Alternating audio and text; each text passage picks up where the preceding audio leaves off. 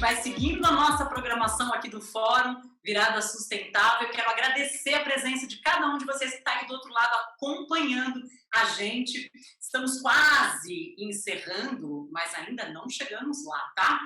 Daqui a pouquinho vai começar o último painel do dia, Acesso Barrado, onde o meu corpo não entra, que vai ser bafônico. É isso que eu quero dizer para vocês.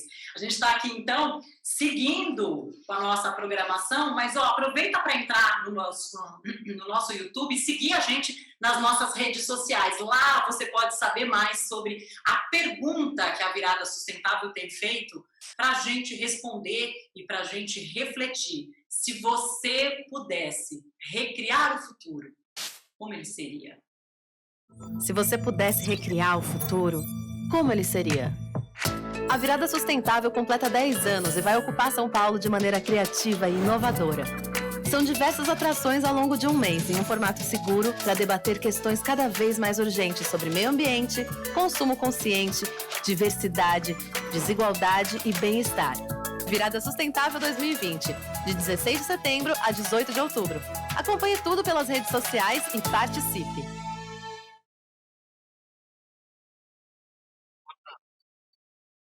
E aí, conta pra gente, você já fez a sua doação aqui para nossa campanha Virada Sustentável Solidária? Tem um QR Code aí na sua tela, não tem? Então, é através dele que você pode doar para ajudar a retomada das atividades dos catadores de lixo aqui da cidade de São Paulo. Muito importante esse seu apoio, o trabalho deles é fundamental para a nossa cidade e o seu apoio é essencial para que eles retornem com segurança a fazer o trabalho deles aí nesse período de pandemia.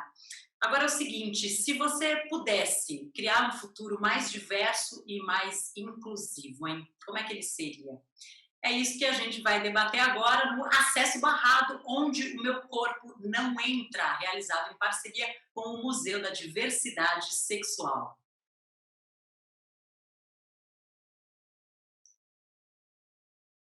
Então eu quero dar agora as boas-vindas a essa outra bateria que vai entrar aqui na Virada Sustentável. Preta Gil, cantora, compositora, apresentadora, empreendedora, essa mulher que dispensa aí também. Estou aqui falando, não sei por que eu estou apresentando tanto, né? Preta Gil, gente, bem-vinda, Preta! Também com a gente. Oba! Sensacional. Você estava assistindo a Elsa? Não estava assistindo a Elsa, cheguei no finalzinho, porque eu estava em outro trabalho, mas graças a Deus isso aqui vai ficar salvo e eu vou poder assistir. É isso que eu ia dizer para você e para todo mundo que entrou agora, que por acaso não assistiu. Corre depois, quando terminar aqui esse nosso painel, se inscreve lá e dá uma olhada, porque foi muito inspirador. Até agora estou aqui. Eu imagino. Quero dar as boas-vindas também para a Gata de Rodas, Ivone, fundadora do blog Gata de Rodas. Bem-vinda! Com a gente também, Leonardo Vieira, pesquisador do Museu da Inclusão. E também a Maia Schneider, mulher transexual, negra, dançarina, passista de escola de samba, resistência e esperança, junto ao coletivo Arauxianos LGBTQIAPD+. A nossa mediadora, Paola Valentina Xavier, produtora cultural do Museu da Diversidade Sexual Amigos da Arte. Paola, bem-vinda, manda bala. Obrigada, Carlinha. Obrigada por passar a bola. Boa noite a todos. Gente, é um prazer imenso estar aqui. Agradeço imensamente a Virada e a todos esses convidados mega potentes que estão aqui com a gente nessa noite.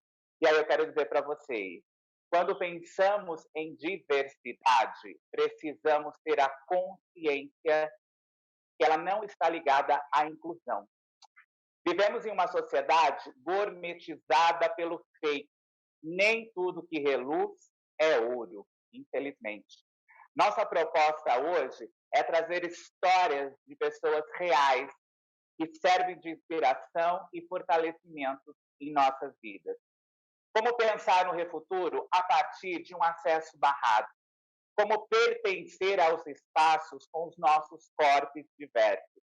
Hoje eu tenho a honra de mediar esse painel Acesso Barrado, onde meu corpo não entra, pelo corpo dessa mulher trans, travesti, que vocês veem, trazendo nossa força em existir e resistir, especialmente por poder ouvir, nesse momento, os desafios e vivências dessas 4 pessoas fabulosas, nos ensinando um refuturo com mais humanidade.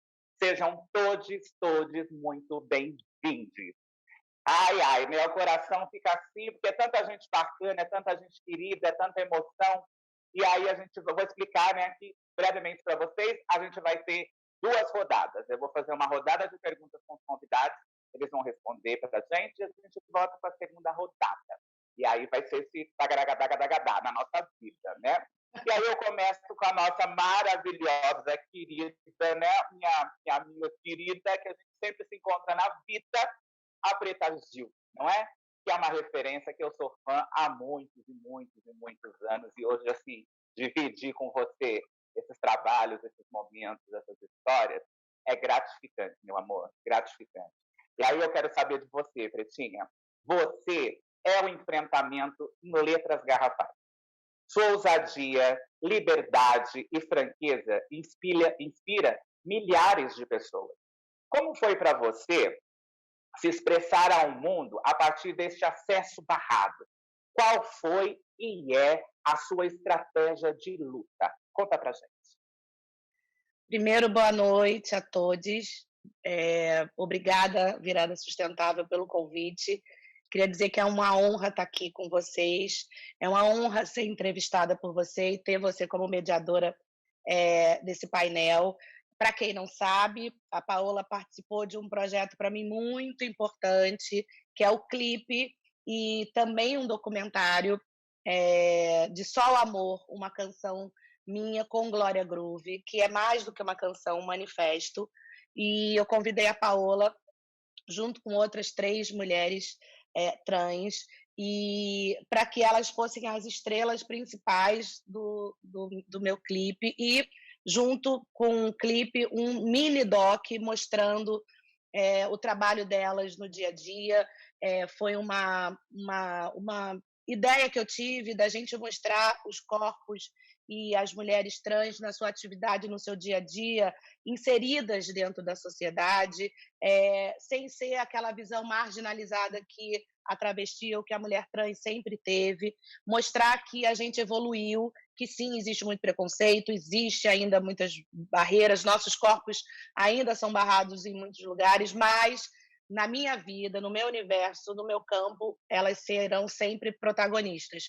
E quis mostrar que isso é uma realidade na vida. Existem mulheres trans professoras, existem mulheres trans médicas, existem mulheres trans enfermeiras, existem mulheres trans em todas as profissões, em todas as áreas, que ainda é uma dificuldade, mas é importante que a menina trans, que ainda é pequena e que muitas vezes não consegue se assumir e que sofre dentro do seu corpo, na sua casa, com seus pais, porque não tem a representatividade, ela olha e fala, não, mas peraí, eu não vou me assumir, eu não vou fazer a minha transição, porque o lugar que a sociedade colocou para a mulher trans sempre foi na marginalidade, sempre foi num lugar muito infeliz. Então, a menina trans, muitas vezes, ela não, ou o homem trans também, enfim,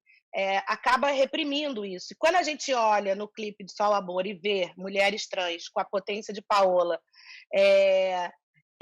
a menina trans, ela se inspira, ela fala, eu posso. Ao me assumir mulher trans,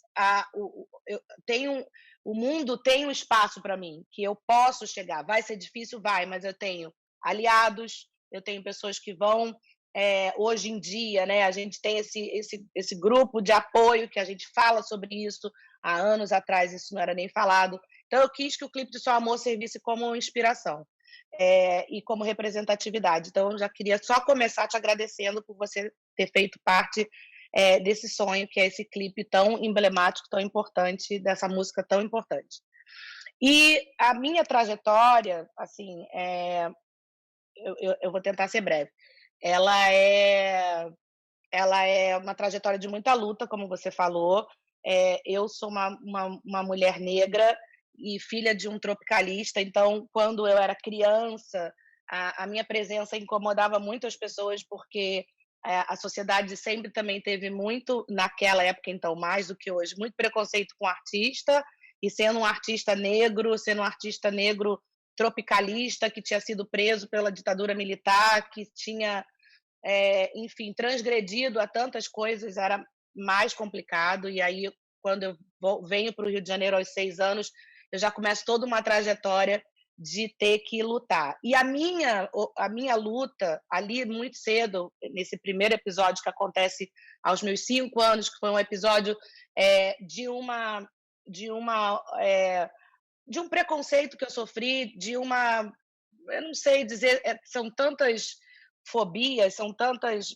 Pode ter sido racismo, pode ter sido preconceito pela minha família ser uma família de artista, pode ter sido uma série de coisas, mas enfim, eu passei por uma situação de um famoso bullying, né? Hoje seria um bullying na escola, mas que eu sei que ali tinham camadas e camadas de opressões disfarçadas de bullying, porque eu era uma menina carioca que fui criada na Bahia e fui alfabetizada na Bahia. Então eu falava A, B, C, D, F, G, G, M, N, Q, eu falava diferente. E a professora sugeriu que a minha mãe me tirasse da escola e me botasse no ano anterior, que eu repetisse de ano. E minha mãe falou: você não vai repetir de ano, você vai voltar lá e você vai falar do seu jeito, porque você não falou errado, você falou diferente, porque você é diferente. E eu lembro de voltar na escola no dia seguinte e umas meninas no recreio, na hora do intervalo, você é a menina que fala diferente, que fala errado, você é aquela baianinha. E eu falei: falo diferente sim, você quer ver como é que eu falo diferente? E aí comecei A, B, C, D, F, G, G, M, N, e lembrei da minha mãe falando: volte na escola e dê seu showzinho, e dei meu showzinho. Então eu acho que eu barro todo esse preconceito e luto contra esse preconceito toda vez que meu corpo é impedido de pertencer a alguma coisa, com algo, com a minha alegria, com a minha espontaneidade, com o meu carisma. Assim, não é uma opção fácil, porque por mais que seja dúbio falar isso, que eu tento driblar os preconceitos com a minha alegria, mas é difícil. Assim. E mais para frente a gente volta e quando eu tiver mais tempo a gente fala. Ai, gente, que maravilhosa. Preta, você é incrível, você é sensacional. Eu amo tudo que você conta pra gente, traz sempre, nos fortalecendo. Ai, maravilhoso. Agora eu vou conversar com a Maia, minha amiga querida Maia, que vai falar pra gente um pouquinho dessa vivência, né? Desse corpo barrado do corpo trans e da mulher negra diante desse corpo trans, né, minha amiga? Eu quero saber de você, Maia. Nós sabemos o quão marginalizados são os nossos corpos trans travestis. Mas quando olho para você, eu vejo uma vontade gigante de vencer e driblar todos estes preconceitos. Como você lida com esse corpo que insiste em romper estas barreiras com a sociedade? Conta pra gente. Bom, primeiramente, Paola, muito boa noite. Quero agradecer a você e a toda a equipe do Virada Sustentável por esse convite e por essa oportunidade também desse lugar de fala. Eu estou tão emocionada porque é uma oportunidade que é para poucas, né? E justamente eu, essa pessoa, essa mulher trans, negra, vinda da periferia, né? Sou uma pessoa simples. Hoje eu moro numa comunidade aqui do estado de São Paulo, na Zona Sul. E a gente sabe que todas essas nossas militâncias sempre foram difíceis. E assim, eu já nasci com 2 vieses, né? Que eram negativos. Eu sou negra, e sou uma negra retinta, sou uma mulher trans. Minha transição se iniciou com 13 anos. Hoje eu estou com quase ao término dos meus 20 e poucos anos. mas é assim, eu cresci dentro de uma sociedade, dentro de um contexto que sempre me foi negado um espaço, né? Você ia no colégio, você ia para o colégio e as pessoas falavam e elas te induziam, eu te orientavam que você não era bem-vinda. E quando você se descobre em questão de gênero, você tem de todos os lados essa negativa também. Começa com a sua descoberta e aí começa com a sua família, porque tem essa criação e essa conscientização de que isso não é correto, isso não é certo, e isso te, de certa forma, também tumultua, né? Porque você e agora há pouco tempo você tem uma estrutura um pouco mais sólida e concisa. Pessoas trans conseguem um esclarecimento, seja num livro, seja através de um analista, seja através de um amigo, seja através de uma rede social, mas há alguns anos atrás isso não era possível.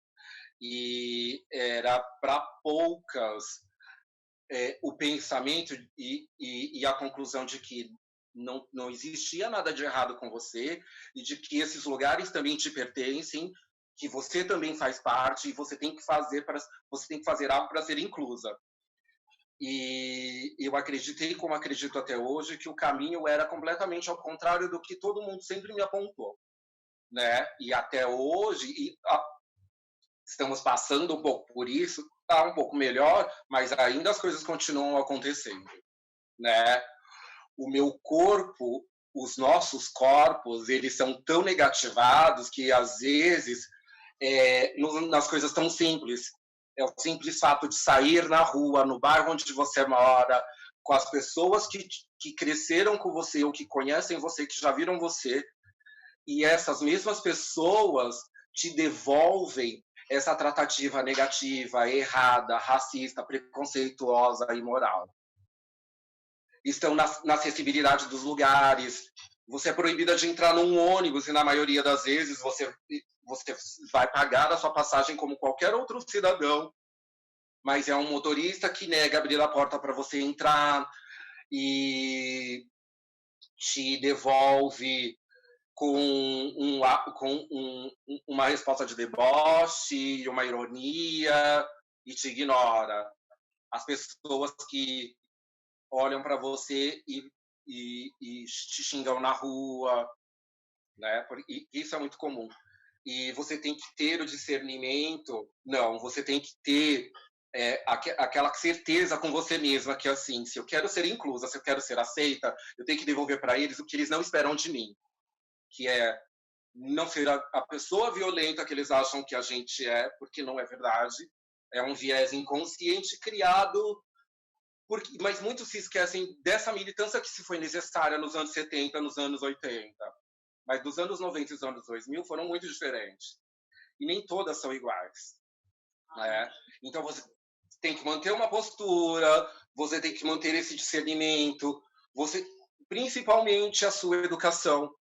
Né? Enquanto as pessoas... Porque, assim, antigamente as trans eram proibidas de ir na escola, porque os educadores eram os primeiros a incentivar os outros alunos e ele tinha a total liberdade de falar para muitas trans que elas não, além de elas não serem bem-vindas, o lugar delas não eram lá.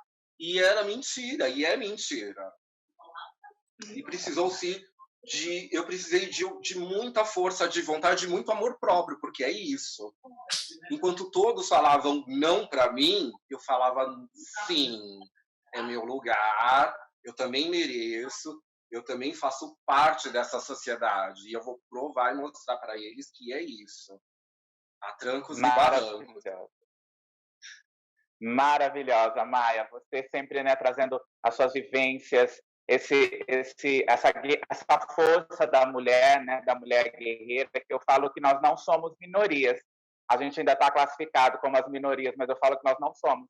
Nós somos corpos, né, minoritários, mas assim, sabe, marginalizados. Mas nós não somos minorias, nós somos a maioria e a gente está aqui para provar isso, né, Brasil? E aí agora eu vou para o nosso querido, maravilhoso Leonardo Vieira, que tem um trabalho incrível na memória LGBTQIA+, que vem da periferia, que, olha, eu sou sua fã, você sabe disso, né? Sou sua fã. E aí eu quero saber de você, Leocito, para você, enquanto um profissional da memória LGBTQIA+, quais os obstáculos enfrentados dessa memória da comunidade? Conta pra gente. Boa noite, gente. Primeiramente, eu quero agradecer o convite da Virada, o convite do Museu da Diversidade Sexual. Quero dizer que eu estou muito feliz de estar aqui com vocês, dividir essa live com pessoas tão incríveis, com falas que emocionam a gente muito, né? Infelizmente, por tantos relatos de violência, né, e discriminação. Mas, enfim, gostaria de dizer que isso me deixa muito feliz, né, de estar presenciando aqui, participando de tudo isso. Acho que um grande desafio, do ponto de vista bem pessoal, primeiramente, é ter acesso à cultura, ter acesso à educação, vindo de uma família pobre, de uma família periférica, né, da cidade de São Paulo. Então, ter acesso a essas vivências, ter acesso à possibilidade de construir cultura, de pesquisar cultura, de falar sobre memória e patrimônio no Brasil, é um grande desafio, né? Quando a gente pensa em memória LGBTQIA+, a gente tem uma série de questões que estão envolvidas, né? O primeiro grande desafio que se impõe para quem quer valorizar essa memória, quem quer comunicar essa memória, é a LGBTfobia que estrutura a sociedade brasileira. Então, a gente vive num país extremamente preconceituoso, extremamente violento ainda, e a gente vê essa violência no dia a dia. O Brasil é um dos países que mais mata travestis e transexuais. A gente percebe que essa violência também se traduz no âmbito cultural. A gente teve uma série de casos de expressões culturais da comunidade LGBTQIA+, que foram e continuam sendo perseguidas nos últimos anos, tanto em espaços culturais diversos, como em museus. Então, eu acho que, pensando nesse campo, o primeiro grande desafio é esse. Um segundo, eu acho que a gente tem que também lidar com um caráter muito moralista, né? Uma postura muito moralista dos profissionais de cultura e dos profissionais de museus, né? Ainda nos dias de hoje.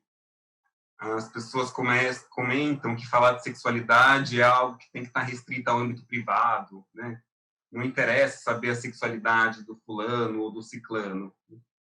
Mas eu acho que vale a pena a gente pontuar, né, e afirmar que falar de sexualidade é falar de sociedade brasileira, né? É falar de vivências humanas. E eu penso bem numa perspectiva muito ampliada, porque eu acho incrível a gente ter aqui na cidade de São Paulo o Museu da Diversidade Sexual. Mas eu quero que todos os museus que falem sobre a sociedade brasileira falem sobre diversidade sexual e diversidade de gênero. Falar sobre sexualidade, falar sobre identidade de gênero é fundamental para a gente entender que Brasil é esse, que sociedade brasileira é essa em que a gente está, para a gente pensar quais foram as produções artísticas, quais foram os movimentos culturais, como que a sexualidade interfere na produção intelectual de alguém, né, uma pessoa, seja aqui em São Paulo, seja em qualquer outro estado do Brasil. Então, eu bato muito na tecla de falar sobre sexualidade, falar sobre identidade de gênero, é falar sobre sociedade de forma geral. E tem um terceiro aspecto que eu acho muito importante, né, principalmente com relação às minhas vivências, que é a intersecção da sexualidade com outros marcadores sociais. Se falar de sexualidade já é difícil, falar da sexualidade de uma travesti negra na periferia, como a Maia estava colocando, é muito mais difícil.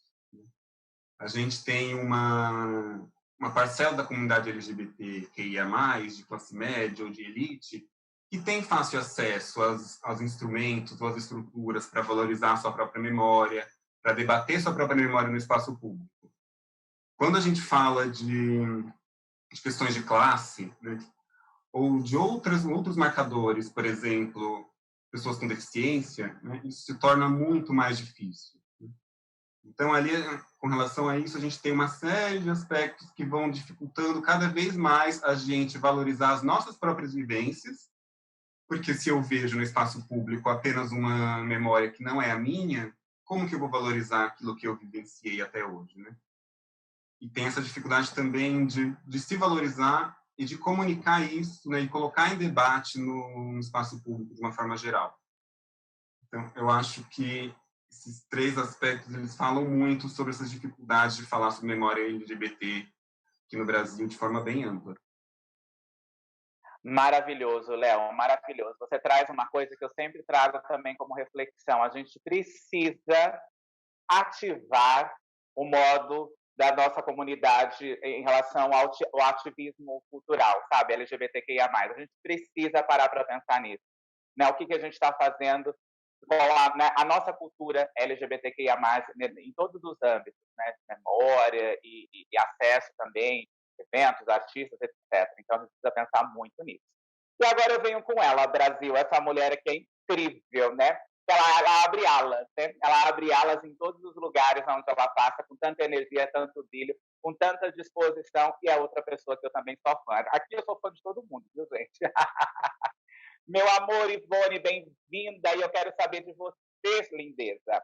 Você é uma ativista potente quando o assunto é acessibilidade. Através da sua vivência, como podemos desconstruir barreiras, meu amor? Conta pra gente. Uau! Boa noite a todos. Bom, primeiramente, claro, quero agradecer o espaço, o convite, né, da Virada Sustentável, diversidade sexual também, e de eu estar aqui falando em nome de pessoas, né, com deficiência, que é o meu caso, né. Então, falando sobre essa questão, né, acessibilidade, né, como que é isso na vida de uma mulher com deficiência, que tem 51 anos, que ao longo do tempo esse acesso sempre foi negado, né. E eu já começo a minha história ali, lá com os 11 anos de idade, onde eu já tive o meu primeiro preconceito, ou seja, o capacitismo, né. E temos a LGBTfobia, temos o racismo, enfim, e a pessoa com deficiência tem um capacitismo, né, que é o preconceito sobre corpos deficientes, né, que são o meu caso, e que é o meu caso. E nesse quando eu tinha 11 anos, a primeira barragem foi de uma escola, né, que eu precisava passar do 4º para o 5º ano do antigo primário, a diretora negou um espaço de que eu estudasse no térreo, né, que eu tinha que ir para o 1º andar e ali era difícil, tinha que subir umas lanças de escada. Eu cadeirante, uma época que a palavra acessibilidade, leis e direitos não existiu ainda para pessoa com deficiência, e eu acabei parando 4 anos de estudar, né. Só que uma criança, isso foi traumático para mim, porque no início eu não entendia por que 4 anos eu estudei e depois eu não podia estudar mais, né. Então aquilo ficou muito tenso dentro de mim, eu já sofri ali mesmo. Depois, eu vou falar só as partes mesmo de barreiras e onde eu dei a virada, né, que a gente tem que ter a virada, lógico. E também teve o problema dentro de casa, porque a família não queria que eu, estudasse, porque entendiam também que a pessoa com deficiência quando a pessoa quando estuda, ela se torna profissional, que ela vai, ter uma profissão. Então, assim, para mim não era muito importante, porque eu fui infantilizada, sempre, porque eu saí do carrinho do bebê e fui para uma cadeira de rodas, a família me infantilizou. Então eu não podia trabalhar, porque eu, não estava passando fome, que eles poderiam me sustentar. Estudar, né, para quê se você não vai ter uma profissão? Então, assim, tudo muito sem informação, né, eu entendo que eles não tinham tanta informação naquela época, porque a pessoa com deficiência era isso, era escondida dentro de casa, né, não podia ser exposta, como até hoje é muito difícil para a gente nessa questão. E mesmo assim eu bati de frente, eu fui na contramão da minha família. Eu voltei 4 anos depois, quando mudou e remanejou a sala e colocaram as salas no térreo, porque não tinha o elevador, não tinha acessibilidade. Eu voltei a estudar, concluí, fiz a minha faculdade, trabalhei, mesmo contra a família, e eu bati de frente com isso, trabalhei e através do meu trabalho eu consegui fazer a minha faculdade. Questões, né, sexualidade, né, a pessoa com deficiência ela também é assexuada, né, ela é infantilizada, então ela não tem poder de decisão, ela não tem nada na vida, né, no seu gênero, menino ou menina e acabou, ponto. Então isso leva para a vida, né, então eu já tive que bater de frente com a família e depois tive que ir com a sociedade, né, que tanto me infantilizou e que até hoje nos fazem isso, né. Então eu tive que mostrar que eu era uma mulher, que passei pelo processo da infantilização, lógico, toda criança, né, tem a fase. Adolescência também, os namoradinhos queriam namorar comigo, mas tinha que ser escondido, porque eles tinham vergonha de mostrar para os amigos, né, porque era vergonha, e assim foi indo, né. A família que não precisava usar sapato, né, porque você não anda, para que usar sapato? Botei a cara no sol e hoje eu sou a maior louca, uso meu salto 15, minhas botinhas até as coxas e mostro. Cadeirante também usa sapato, usa salto e faz tudo que todo mundo faz. Então eu vou mostrando tudo aquilo que eles esperavam de mim, que era uma coitadinha, vítima da circunstância, algo que eu não admito. Porque eu sou uma mulher igual qualquer outra, só porque eu uso uma cadeira de roda? Não, a minha vida é normal, gente. Então, todas essas contradições, todos esses preconceitos, todas essas barreiras que me colocaram, foram gigantes. E quando eu fui para a parada do orgulho LGBT, levar 100 cadeirantes para abrir aquela parada, aí ela louca, né? O que essa louca vai fazer lá no meio de 3 milhões de pessoas, 3 mil, sei lá quantas mil pessoas? Vai ser massacrada. Eu disse, tudo bem. Primeiro ano eu fui sozinha, e no segundo ano eu disse, agora eu vou acompanhada. Se eu fui, todos podem ir também. E levei. E de lá para cá, eu sou a pioneira, né, de estar incluindo pessoas com deficiência na parada, e de lá para cá eu sou responsável por isso também lá dentro. Então, o que aconteceu com isso? Aí mostrou que a pessoa com deficiência, ela também cresce, né? Que ela tem orientação sexual, que o meu caso eu sou bissexual, que é outra coisa que é invisibilizada também, os bissexuais. Agora, imagina uma mulher cadeirante bissexual, aí não existe, né? Porque a deficiência vem sempre em primeiro lugar. Então, são todas essas barreiras que eu tive que ir quebrando para chegar aqui hoje, ter essa oportunidade de falar, gente, é difícil, o caminho é árduo, mas nada é impossível, né. Só que hoje eu tenho os direitos, né, eu tenho LBI, que me garante, né, Lei Brasileira de Inclusão da Pessoa com Deficiência, mas se você não colocar a cara ao sol, essa lei também fica ali guardadinha, né, fica ali isoladinha na gaveta, porque ninguém quer investir em deficiente, né, então nós somos um entrave na vida da sociedade, não um estorvo. E eu quero ser isso Não, mesmo, quero ser não afronta. mais. Não Não mais, mais, meu você é bem, eu sou afronta, você afrontosa. pode tudo. Você, olha, nos emociona com essas palavras tão bacanas que inspira. Você inspira pessoas. Parabéns por isso e parabéns por nos trazer esse ânimo e essa energia também. Obrigada, viu, Ivone? Já já a gente volta. Volto para a Pretinha, querida, maravilhosa, que assim, essas rodadas, tem daga, daga, daga, daga, daga, né, Pretinha? E aí, meu amor, eu quero saber de Ai, você, a partir de sua história de superação, do seu trabalho constante com a diversidade, como podemos pensar no futuro na perspectiva da inclusão? Conta pra gente, meu amor. para começar, eu estou um pouco sem ar, assim, de emoção pela fala de Maia e de Ivone e de Léo também, mas e fico um pouco emudecida, no sentido de, o que são, né, o que toda a opressão que eu passei, tudo que eu passei na minha vida de dificuldade, perto de todos esses relatos, é realmente menor. Eu sei que cada um sabe a dor e a delícia de ser o que é, mas eu já respondo o que você me perguntou dizendo que eu entendi muito cedo que eu tinha que usar todo o meu privilégio, a minha visibilidade, para dar luz, espaço e fala para outras pessoas que eram invisibilizadas, que eram menosprezadas, diminuídas, eh, humilhadas pela sociedade. Eu entendi isso muito cedo e venho fazendo isso ao longo dos meus 46 anos de vida. E ao ouvir depoimentos como de Maia e de Ivone, eu só fortaleço ainda mais isso, que a minha vontade de continuar lutando é justamente para dar voz e dar força para mulheres como elas e causas como a de todos os que estão vivendo aqui, que no caso são essas opressões que a gente luta desde o momento que a gente nasce, né? A mulher já nasce com uma opressão, a mulher negra nasce com mais uma camada de opressão, a mulher negra e LGBTQI, que seja ela com mais uma opressão, a mulher. E aí é uma enxurrada de opressões que a gente passa a vida tendo que ir lutando, né? eu falo que é como se a gente estivesse num mar revolto e que cada opressão que vem é como se fosse um caixote, uma onda que vem para derrubar a gente, que a gente tem que nadar para pular aquela onda, para passar aquela onda. Então, assim, eu até abro um pouco mão, assim, do meu espaço, porque eu gostaria de ouvir mais a Maia falando e mais a Ivone falando. Eu me coloco muito aqui nesse lugar de escuta, mais do que no lugar de fala, porque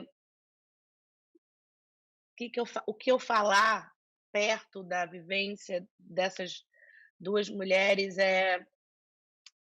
não tem como. Então, assim, eu quero sempre usar o meu espaço de visibilidade para trazer visibilidade para quem é invisibilizada, e isso sempre foi assim na minha vida e cada vez vai ser mais. Então, estar aqui nesse momento me dá mais força para entender e usar a minha imagem para isso. Então, dê espaço para a Maia falar, que eu acho que ela está aqui agora, que eu sei que vai ser de melhor valia para quem está escutando a gente do que eu falar. Ai, Pretinha, você sabe, Preta, que eu tenho uma amiga que sempre diz, uma amiga mulher trans, lá da Transamazônica, e ela fala para mim, Paola, nós temos que desconstruir a desconstrução. E aí, quando você para refletir sobre isso, você fala, nossa, que pesado, né? Desconstruir, o que é isso? É opressão de tanto lado, querem que a gente se cale, querem que a gente sempre esteja naquela caixinha, né? Que todos gostam de colocar, e a gente não. A gente está aqui para enfrentar, para persistir, porque nós somos seres humanos e a gente tem esse direito, com certeza. E aí eu vou, claro, voltar aqui para a Maia, nossa querida Maia, que traz sempre esse debate riquíssimo para nossas vidas. Minha amiga, eu quero saber de você, sendo nossa existência um grande desafio, como você acha que podemos ampliar o significado de inclusão pensando no refuturo dos nossos corpos? Conta pra gente, meu amor. Bom, primeiro, desculpa, assim, eu estou muito emocionada. Eu estou emocionada desde cedo, a gente já conversou hoje, você sabe disso. Pela essa inclusão, por esse lugar de fala, esses depoimentos dessas pessoas maravilhosas, assim. Eu sou militante nessa causa, que assim, eu sou a favor das minorias. Venho de duas minorias. Conheço Ivone desde 2017, quando ela fez uma palestra aqui na OAB de São Paulo, junto com Marcelo Galego, quem me convidou para inclusive fui Rosners, né, desse evento, e todas as vezes que ela fala e que ela tem essa oportunidade, tem essa colocação de se impor, né, e de lembrar que além dos direitos como cidadã, ela também tem os direitos civis, assim como nós, né? E isso é muito legal. Depoimento de Léo também é maravilhoso porque completa o meu, porque é justamente essa visão, esse ensinamento que eu não pude ter alguns anos atrás, de alguém que virasse para mim e falasse assim: olha, o caminho é a leitura, o caminho é os estudos, é uma formação acadêmica que eu ainda não tenho, mas em breve terei. E sigo trilhando e batalhando para isso. É essa visão, essa devolutiva, na verdade.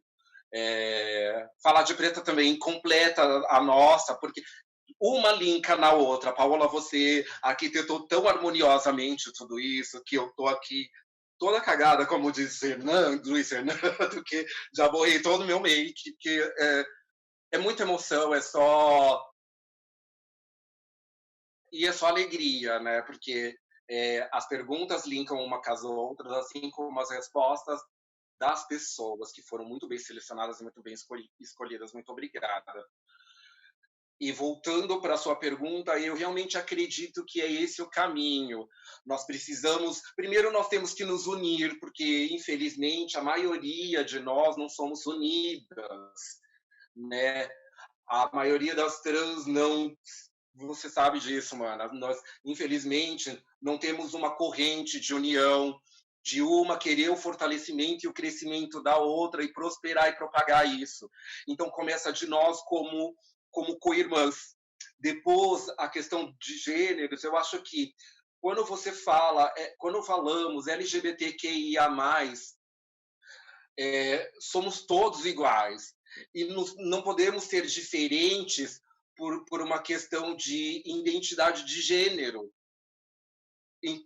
Então, o começo é isso. Precisamos respeitar os nossos pares e depois continuar com essa questão que é aquela devolutiva que o mundo e as pessoas lá fora não esperam, que é justamente essa, que é o nosso posicionamento correto. Não que a gente seja correta, porque ninguém é e ninguém vai ser, mas é dar para o outro aquilo que ele não espera. Então, vamos ocupar o nosso espaço, que é nosso de direito, vamos estudar, vamos ler, vamos trocar com o outro, vamos mostrar, primeiro vamos tirar essa imagem marginalizada que não temos e que não somos.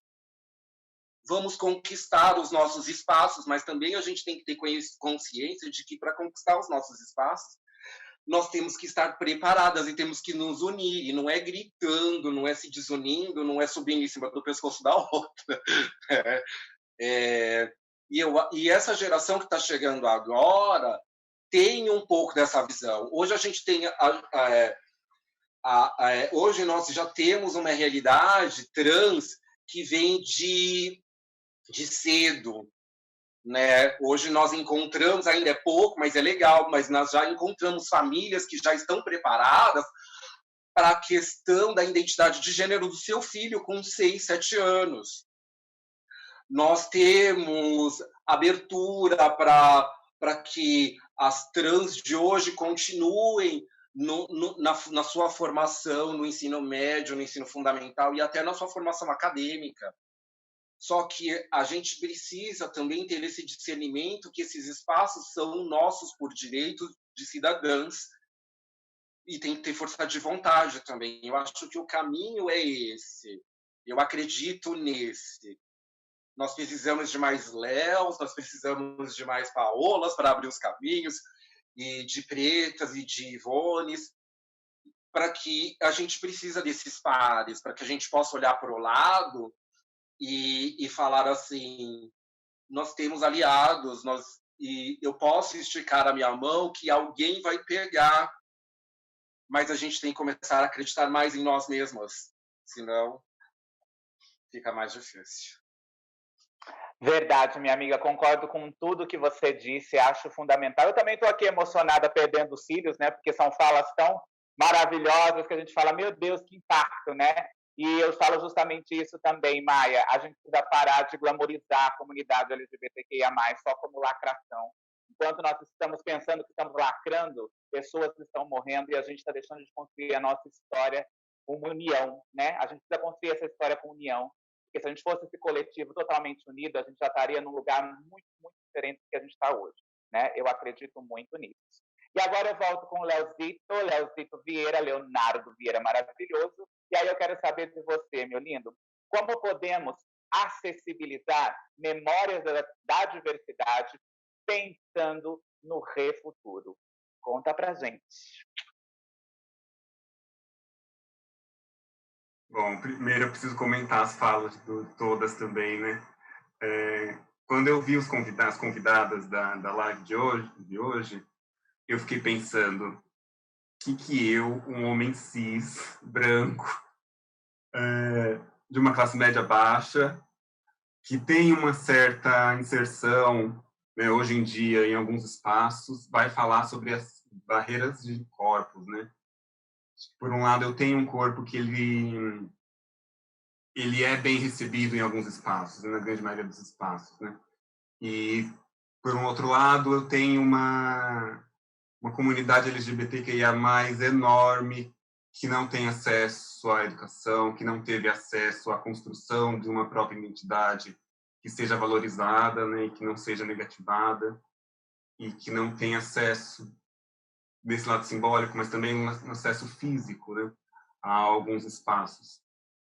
mas eu acho que, como a Preta disse, acho que todo mundo sabe as dores e as delícias de ser o que é, e eu fico muito feliz de poder contribuir com um pouco com essa discussão e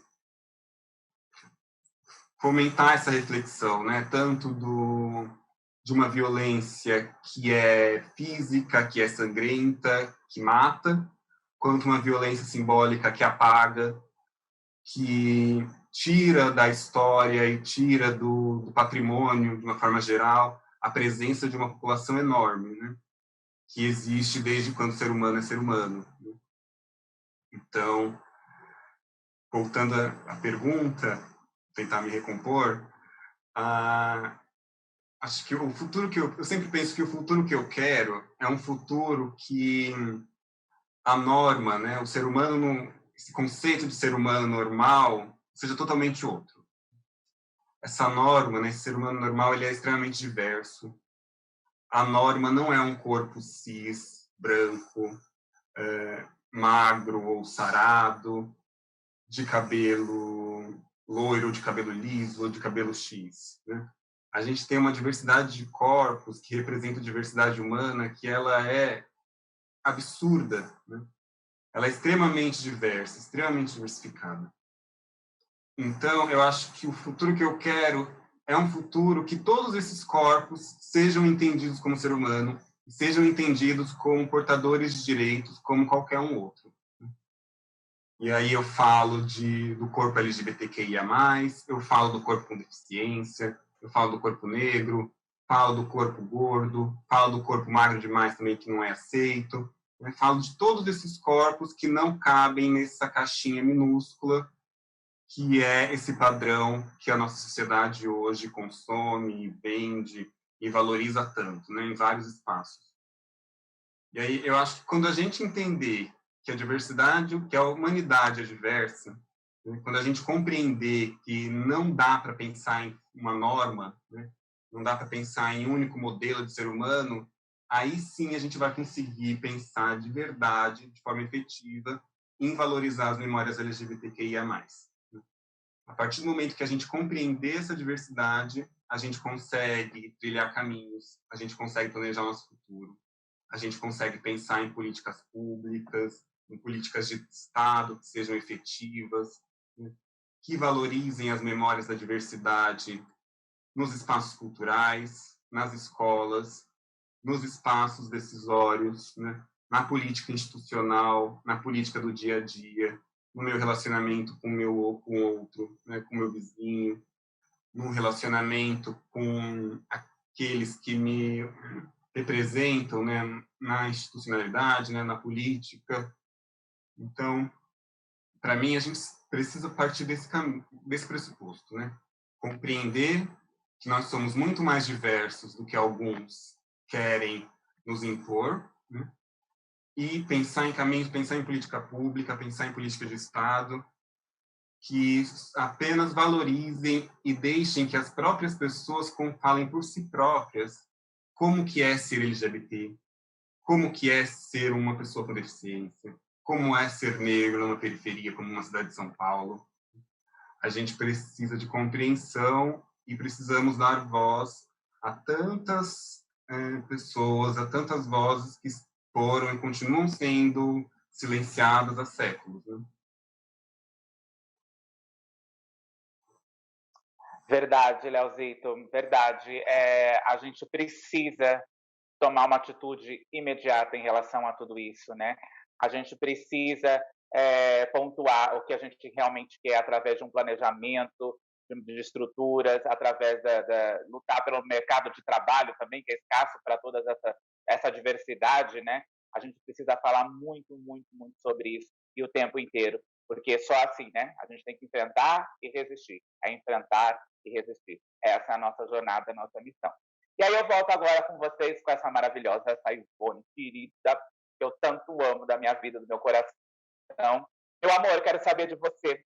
Você apontaria a acessibilidade universal como um refuturo?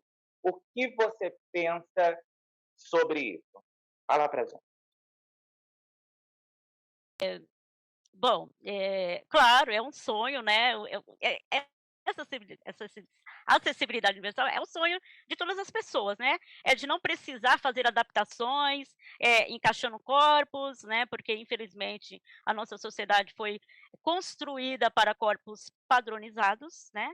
Esqueceu do corpo com deficiência, marginaliza o corpo do segmento T, principalmente, porque eu falando de acessibilidade, eu tenho que falar que, bom, primeiro eu tenho que falar, Preta Gil, você é uma diva, obrigada pelo espaço que você nos cedeu. Maia, nessa questão da Maia, é uma fofa, sempre a gente está se cruzando por aí.